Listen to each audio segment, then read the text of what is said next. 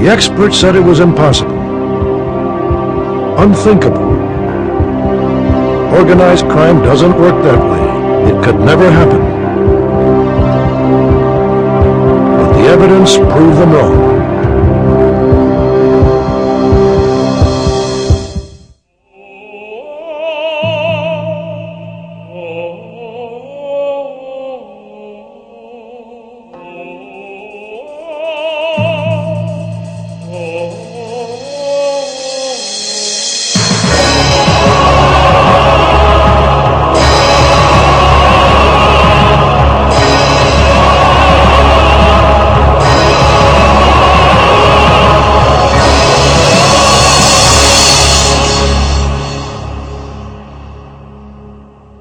For years, rumors have circulated that the world's leading crime syndicates hold top-secret summit meetings where the dark lords of the underworld plan strategies for spreading the virus of drugs, vice, and corruption.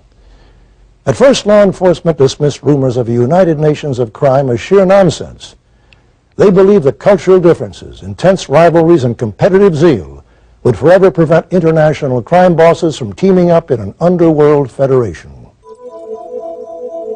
The major crime organizations were always seen as independent sovereign empires, each operating within a specific territory. Today, organized crime has been traced to all regions of the globe. The traditional zones of influence have overlapped, eclipsing the power of law enforcement.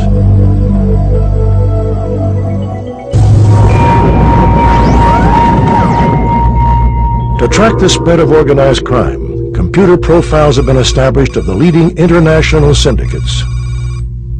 Historically, if you're looking at the roots of the Mafia in Sicily and in Italy, you can trace it back to really the history of this country being overrun by a whole bunch of different cultures, the French, the Spanish, Phoenicians.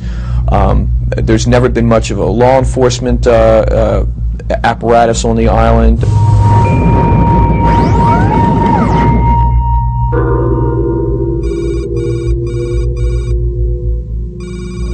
The Russian Mafia is an extremely problematic group for law enforcement, and what makes them different is that here you're talking about some extremely bright individuals who are experts at carrying out a whole range of activities that are illegal. Everything from illegal immigration to insurance fraud to crimes within Russia to a growing involvement here in the United States.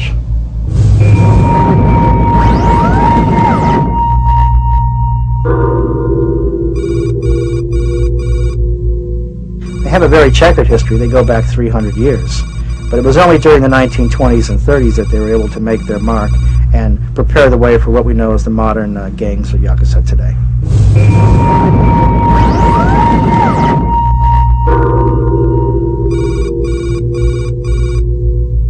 And really the modern American Mafia as we know it was born up on those streets in the boyhood rumbles of guys like Luciano, Lucchese, and Frank Costello, and Vito Genovese. They all knew each other, and they were all in the same, what was called a Borgata. Borgata means like a gang.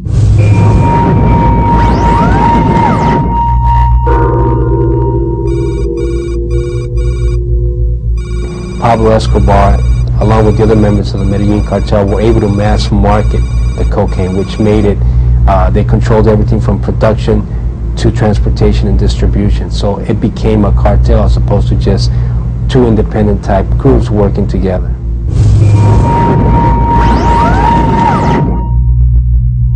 The relationship between crime organizations has always been that of bloody power struggles, fueled by cultural mistrust and hatred.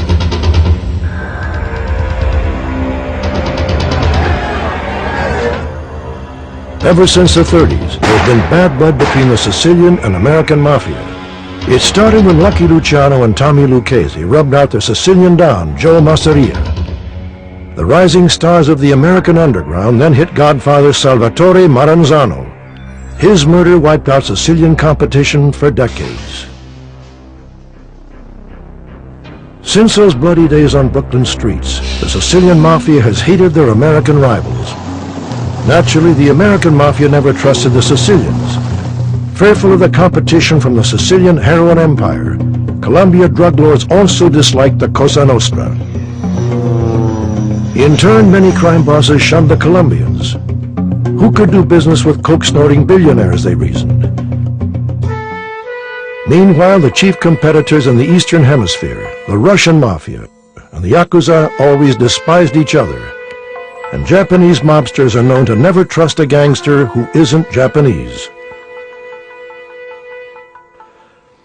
It was always thought this mutual hostility and competitive zeal was more lethal than bullets or wiretaps in preventing the alliance of criminal organizations, but no longer.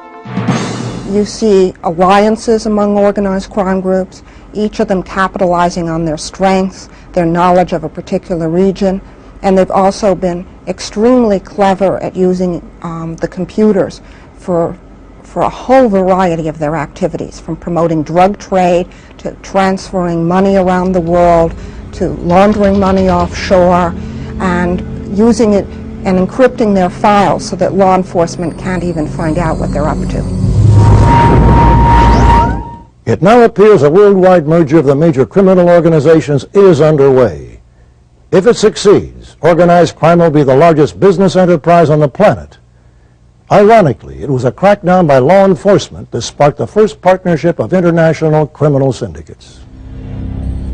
In 1987, over 300 gangsters from the Sicilian Mafia stood trial on charges ranging from murder to heroin trafficking. It was called the Maxi Trial. Government resources poured into Palermo as prosecutors prepared to undertake the largest trial in Italian history. The prosecutor's office was provided with all the support needed to move the trial forward safely and efficiently. A fortified courthouse was built to protect the participants. Tanks and army troops surrounded the perimeter. They had cages built for the defendants, they had glass booths, they had hundreds of guards. It was just a tremendously secure situation to try these Mafia members. And the Mafia members throughout the trial would spit at the authorities and yell obscenities, and in one case one of them actually stapled his lips together to show he would not break the code of omerta, the code of silence. For centuries, the oath of silence has protected the Sicilian Mafia. But in the 80s, the light of justice and the courage of a man pierced their dark shroud of secrecy.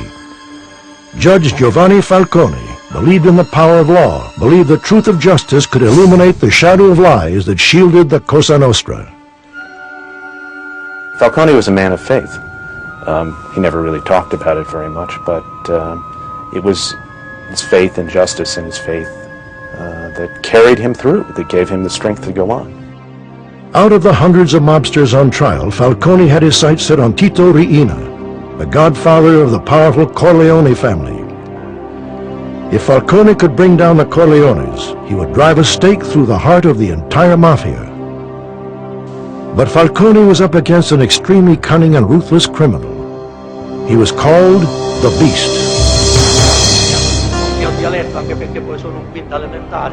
Riina does not speak Italian well, speaks no other languages to my knowledge, has really not traveled outside of Italy and Sicily, and made no effort to be involved in or interested in international matters other than narcotics trafficking.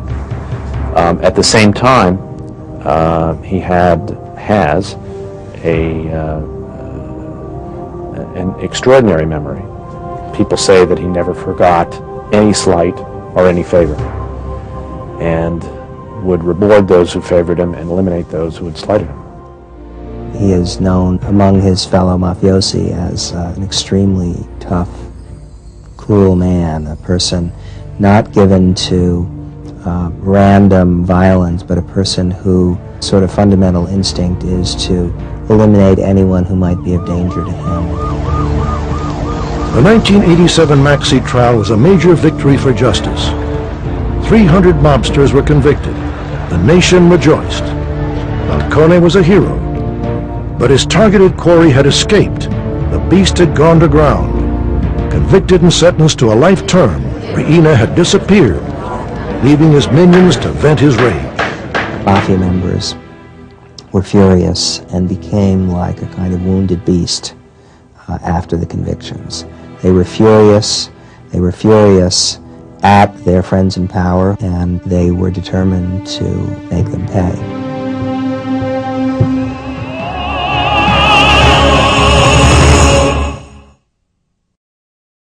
Breaking the cutthroat yoke of the Cosa Nostra made Judge Falcone a marked man, #1 on the Mafia's hit list.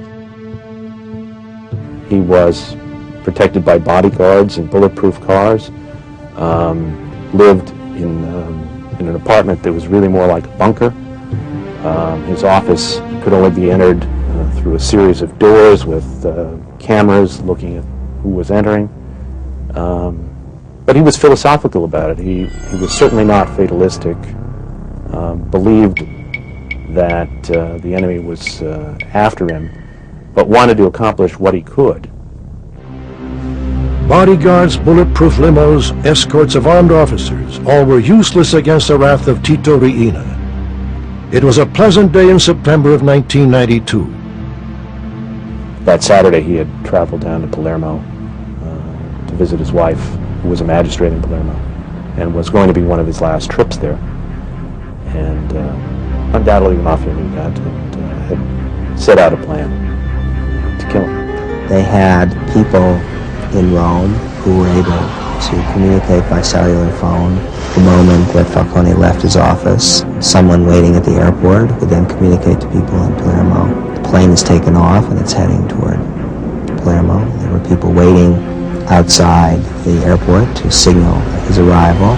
And then a couple of miles from the airport, a squad of mafiosi had placed an enormous quantity of explosives in a kind of drain pipe that was underneath the highway itself, so that then, on a signal from someone else, they then detonated this truly massive quantity of explosives.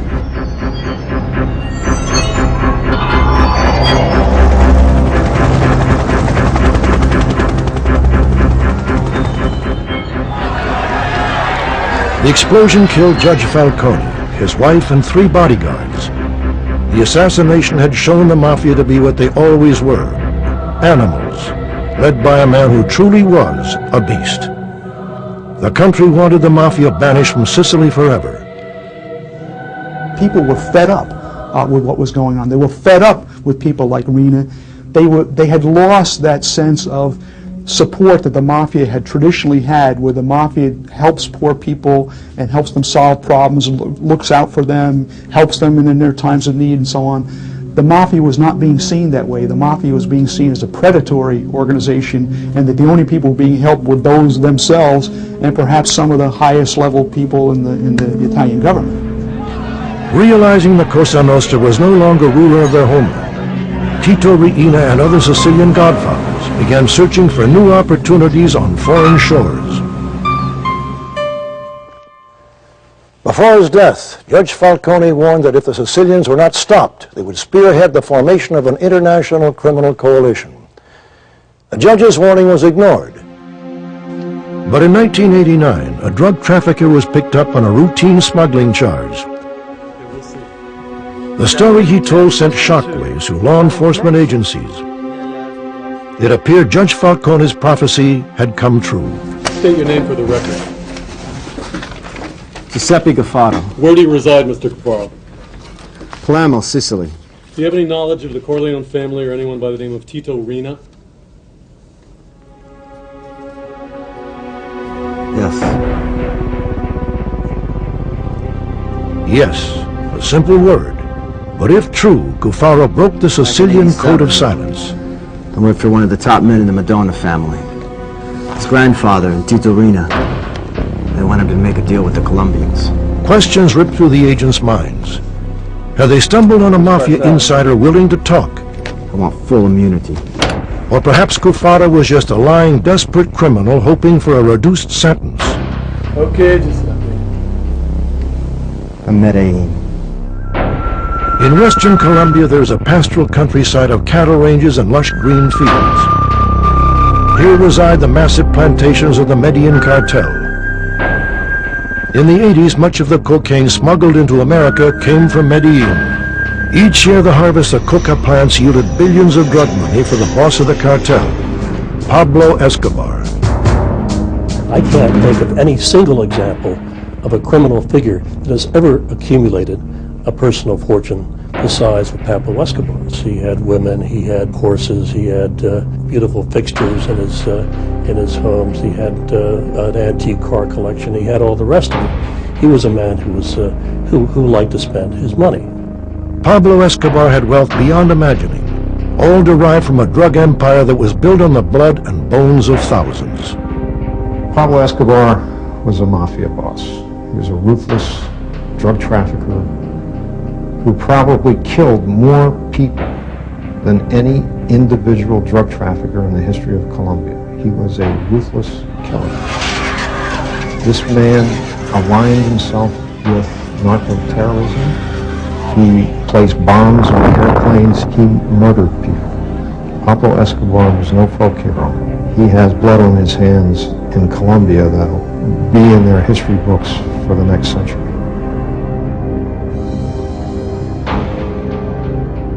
A small-time drug pusher may be despised and vilified, but sadly in this day and age, a murdering billionaire drug trafficker like Escobar is celebrated by some as a man of accomplishment. People in Colombia loved him, especially in the neighborhood that he grew up where he built hospitals, schools, soccer fields, and he was looked upon as a hero, a Robin Hood, if you will, as opposed to a drug trafficker.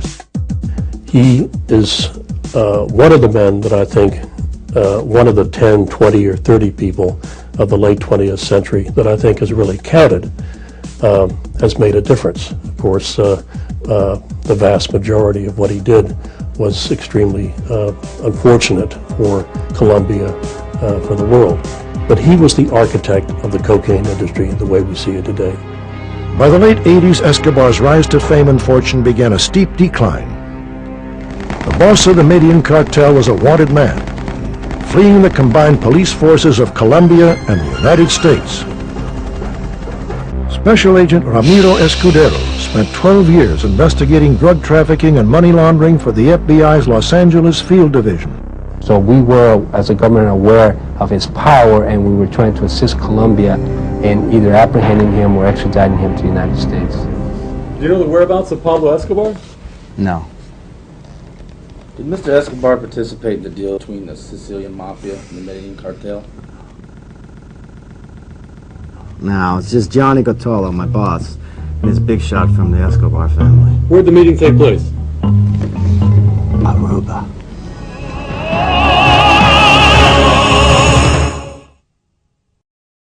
An island off the coast of Venezuela, Aruba's only resources is its beaches, resorts, and a carefree banking system that matches the island lifestyle. Aruba is a money laundering center for the mobsters of the world. In the late 80s, the Sicilian Mafia was the island's principal landowner. Did you attend that meeting? Yeah, sure, I went everywhere Johnny went. What were your duties? Backup, you know, make sure everything goes real smooth. Keep my eyes, my ears open. See, we didn't know this Colombian guy, and Johnny, he was kind of worried that he might be a cokehead. And the family, they really wanted this deal to go down. It was up to Johnny to do it. So that first day, Johnny, he was a little bit nervous, you know, I would be too.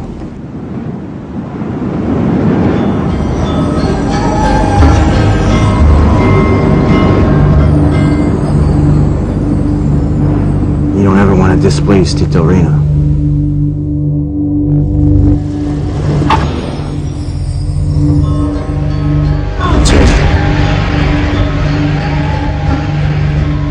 Bonnie, he had his own jet.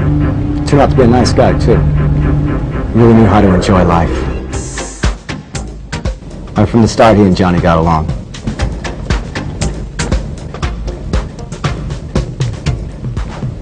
Where did they meet on the island to discuss the deal? Everywhere. They went fishing, sailing, walking on the beach. All the time they were talking business. I had myself a real good time in Aruba. The deal, Cufaro. What about the deal? The way Johnny explained it, Apani caught on right away. Said the deal made good business sense. What made good sense? That we trade our heroin for their coke.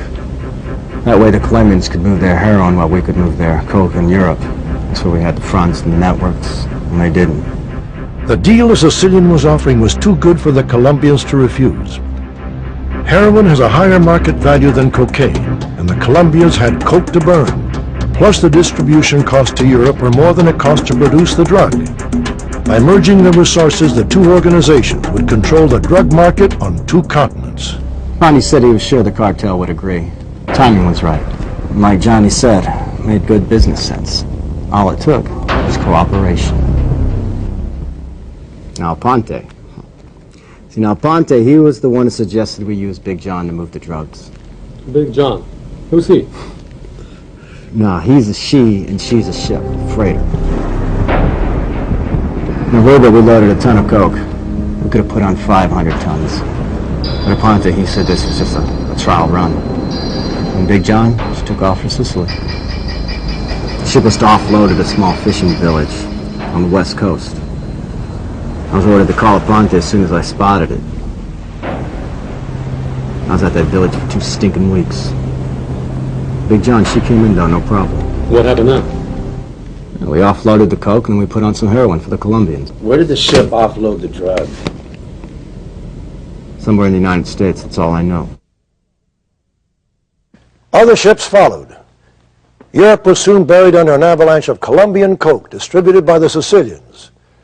But in America, Sicilian heroin was flowing in from the Colombian network. The first partnership between two of the world's major criminal organizations exploded in a tidal wave of cash. To clean the billions of dollars in drug money, the Sicilians and Colombians turned to the newest member of the world's international crime club, the Russian Mafia. The meltdown of the Iron Curtain brought anarchy and chaos to the Russian economy. With Big Brother dead and buried, Mother Russia was ripe for the taking by ruthless crooks with great ambitions. In the last month of 1991, the same month that the hammer and sickle came down over the Kremlin, a large group of Soviet mafia leaders, Russian mafia leaders, met in Dasha, outside Moscow. They'd had many councils and many meetings in the past. This was one of their ways of arranging the government, so to speak, or the governing bodies of crime in the old Soviet Union. And on their agenda, on the top of the agenda, was what to do as the system was imploding around them. Everything was for sale. Everyone had a price. In this climate of corruption and anarchy, the Russian Mafia infiltrated corporations, banks, and government agencies. They set up shop as the black market brokers and money cleaners for organized crime. The Russian mob's best customer was the Colombian cartels. Engorged with millions from their partnership with the Sicilians, the cocaine kings went on a spending spree.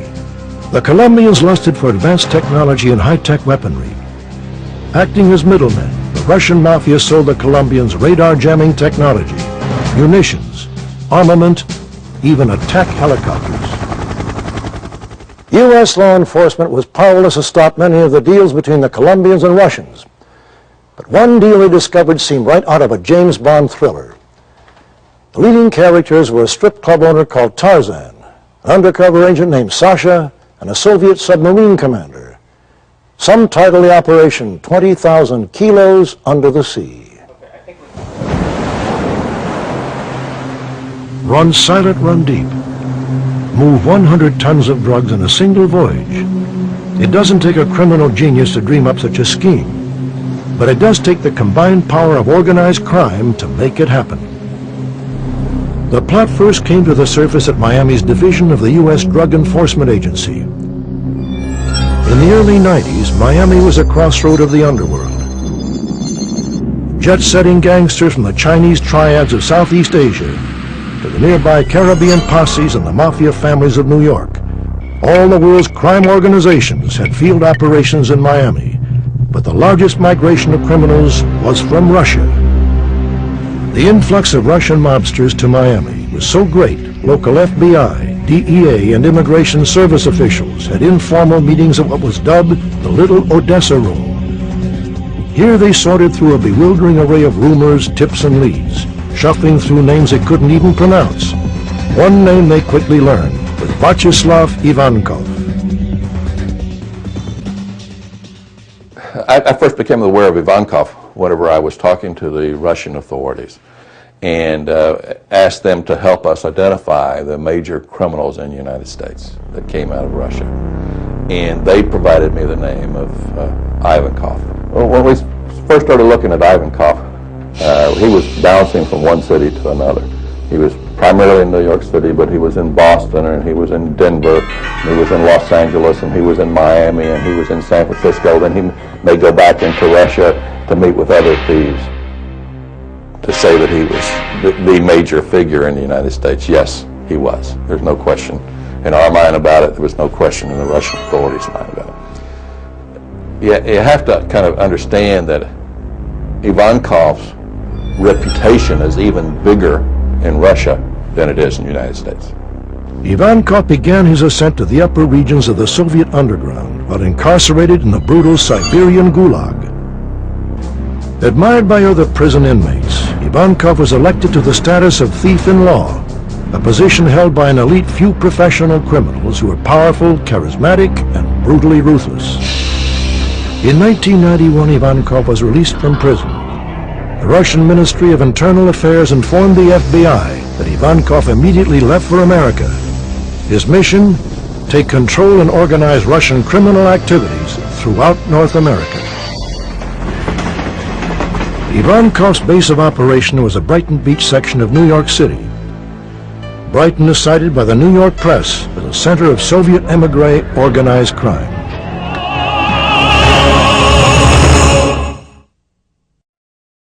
By 1992, Ivankov was under constant surveillance. The FBI tracked his movements to the major cities of the world. It was no surprise when agents traced Ivankov to Miami. It was around this time that a new name began to pop up with increasing frequency. Tarzan. This was a nickname for a Russian immigrant who settled in Brighton Beach in the late 80s. In the Ukraine, Leonard Feinberg was trained as a dentist. In Brighton, he was known as a friendly, fun-loving guy. But as Feinberg neared 30, he began to change. He started dressing like a gangster, talked tough, and reportedly dreamed of becoming a thief-in-law like his idol Ivankov. In 1990, Tarzan left Brighton, telling friends he was going to make his mark in Miami. To the feds in Miami, Tarzan sounded like just another loser dreaming of the big time. Then they heard that Tarzan was somehow involved in the sale of Soviet helicopters. To determine the truth of the rumors about the wannabe Russian wise guy, they decided to test the feasibility of an undercover operation. A DEA agent who was fluent in Russian was assigned as the undercover operator. Tarzan ran a strip club called Porky's, and he was basically someone the Russians would go to get girls or drugs. Strictly small-time stuff. But then we started to hear about him and Soviet military equipment, and that's basically when I was brought in. Like Tarzan, I was from the Ukraine and had lived in Brighton Beach. Tarzan's club was in a red light district near the airport.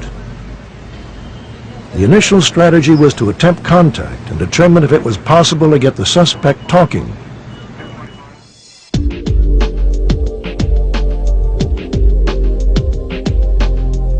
Sasha's cover was that he was just another Russian immigrant looking to score.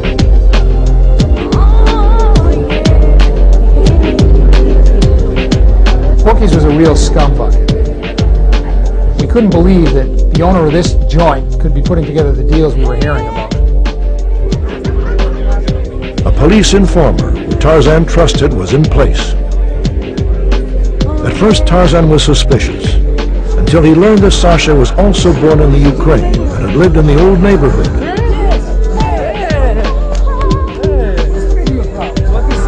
Tarzan had taken the bait. The operation was on. Tarzan had no major hits on his sheet. Only I think a lewd behavior in public charge and some strong-arm jobs. Nothing major at all. So it really seemed odd that we had this whole undercover operation going for this little sleazebag. But of course it turned out to be much bigger than we initially thought. Sasha's job was to become Tarzan's best friend, to get Tarzan talking. To learn what he knows requires Sasha to dress like Tarzan, talk like him, act like him.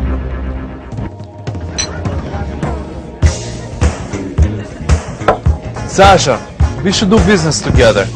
Two guys from the old neighborhood. Sure. Sure. But what are we talking about? I want to open up another nightclub like this. What, Porky's too? Maybe.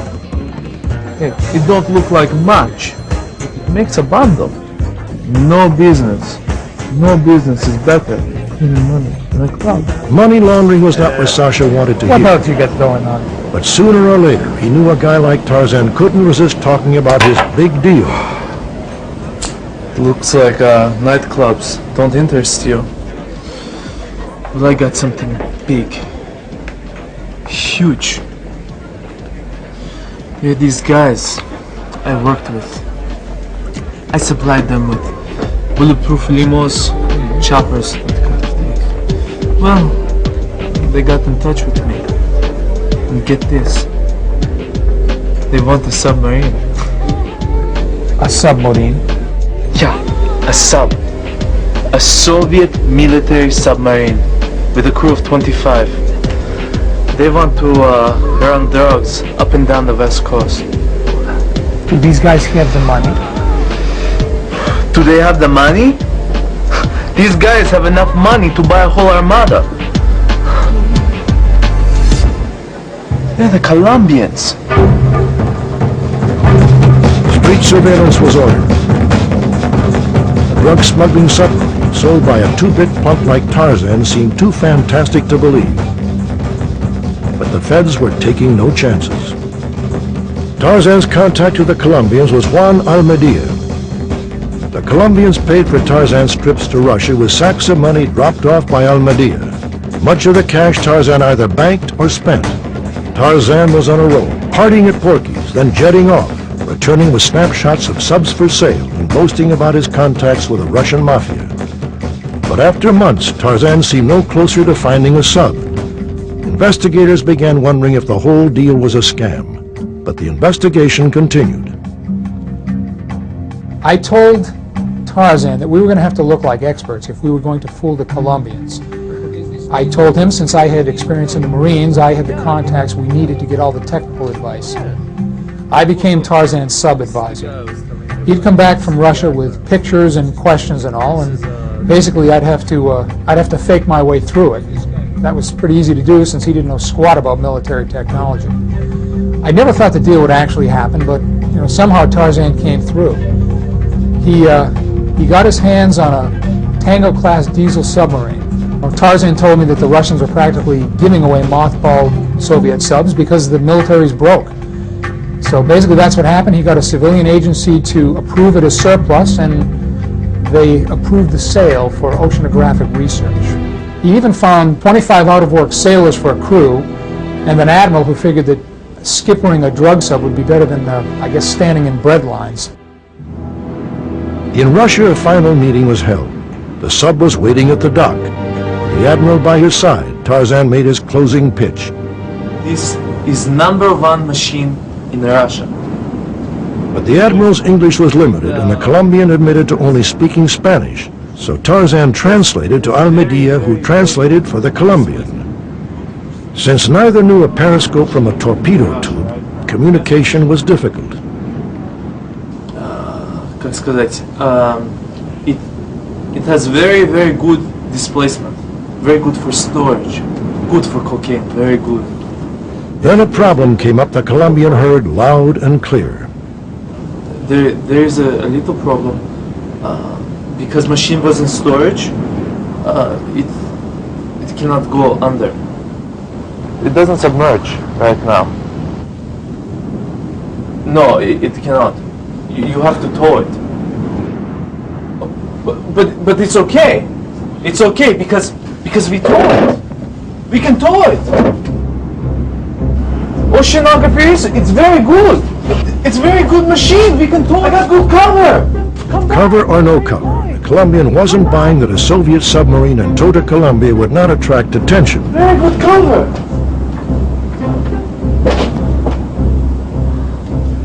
From evidence obtained by the undercover operation, Tarzan was convicted of racketeering. Tarzan basically turned state's evidence, and he's now in the witness protection program. You ever have contact with him again? No, not at all.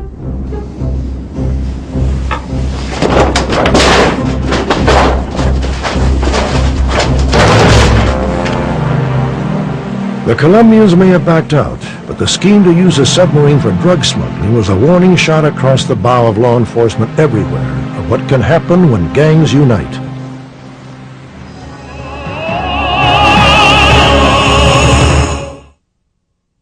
As far as is known, a Soviet submarine has never been used for dope smuggling. But the alliance between the Sicilians, Colombians, and the Russian Mafia did succeed in forming a chain of evil that spanned continents. The final link was forged when East met West as the American Mafia united with the fearsome Yakuza of Japan.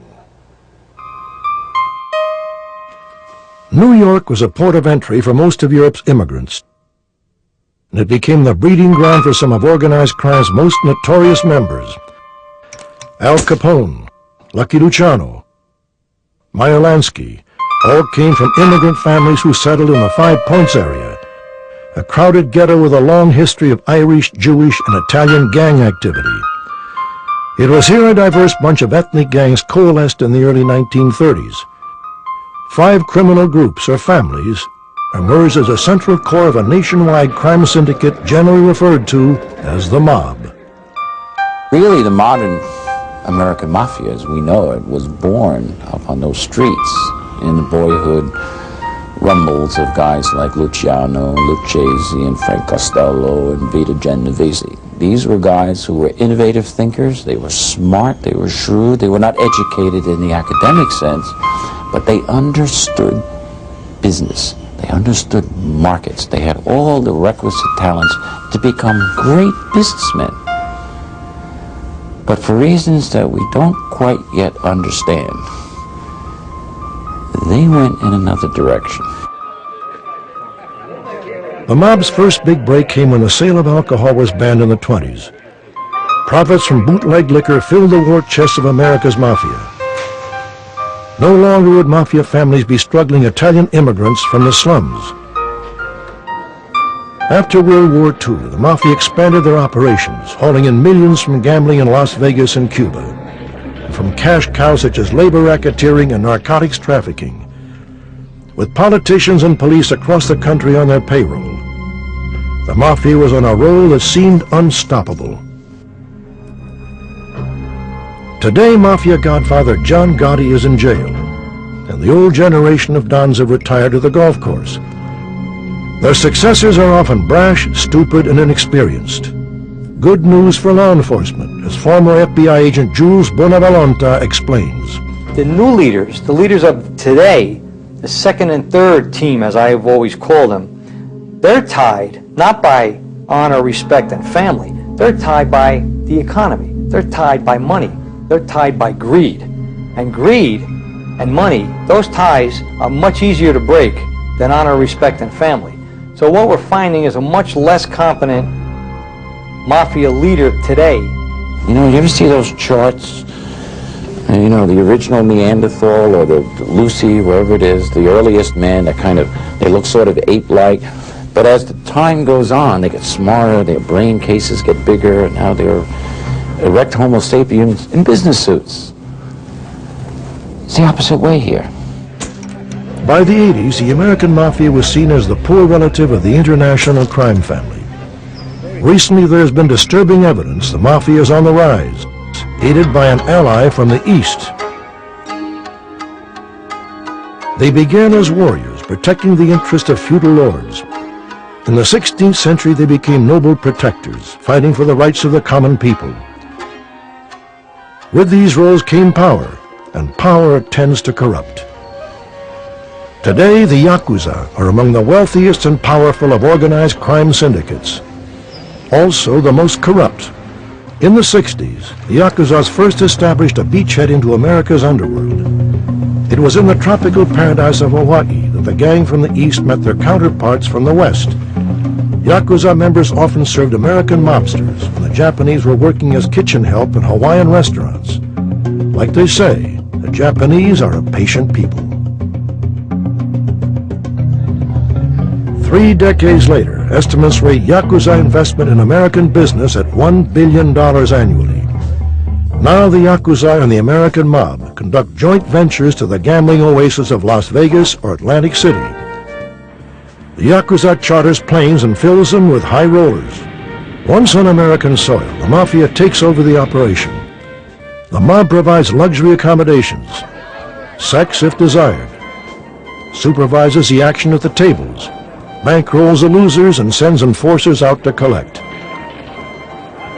If a gambler makes it back to Japan without paying up, the Yakuza will be calling on behalf of their Mafia partners. The alliance between the Yakuza and the U.S. Mafia means that huge amounts of money are streaming across the world. Secret funds that might be supporting the formation of a vast criminal coalition. What began as a terrifying plot hatched on a tranquil island in the Caribbean is fast becoming a reality. By merging their organizations, international crime is now a financial colossus, making an estimated $1 trillion a year. With such wealth, the underworld has risen into the realm of legitimate commerce, positioned to dominate the world.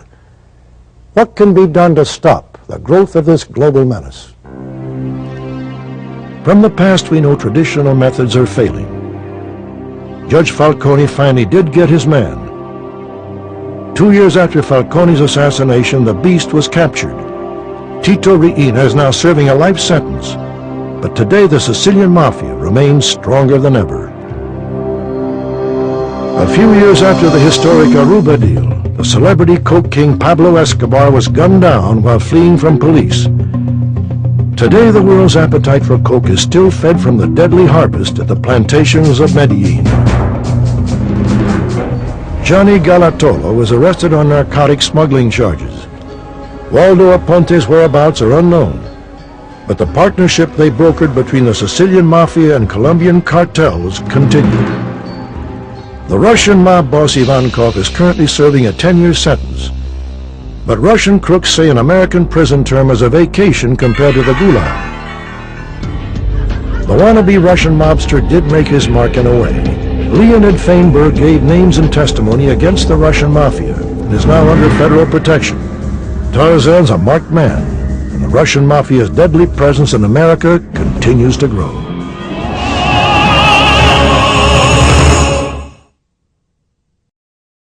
Obviously, the solution to prevent organized crime from becoming a global power lies not in the methods of the past. Today, there are close to 200 nations in the world. Each has its own rights of sovereignty, laws and police restrictions. But crime knows no boundaries. Today, organized crime is a shadow nation, undivided. Richard Ward is the Executive Director of the College of Criminal Justice at Sam Houston University in Huntsville, Texas. He is also an authority on transnational and organized crime. We don't have an international court, criminal court, for example, so there's no place to take criminals, if you will. So jurisdictions change. One of the real problems is the legal definitions of crime. What is a crime in one country might not be a crime in another country. There isn't global law enforcement. That's the problem. And so therefore, there isn't an international law enforcement effort that is capable of addressing this problem. The United States is gearing up to fight organized crime, but they're dependent on dealing with the law enforcement of other countries. And sometimes these crime groups are committing their activities in 7 or 8 different countries simultaneously. If the thought of a global police force or world court is frightening, consider this. Radioactive materials continue to disappear from nuclear arsenals at an alarming rate. No other substance has a greater value on the black market. Many experts say it is only a matter of time before an unholy union is formed between organized crime and a terrorist state. The result? A global menace that threatens the security and safety of all.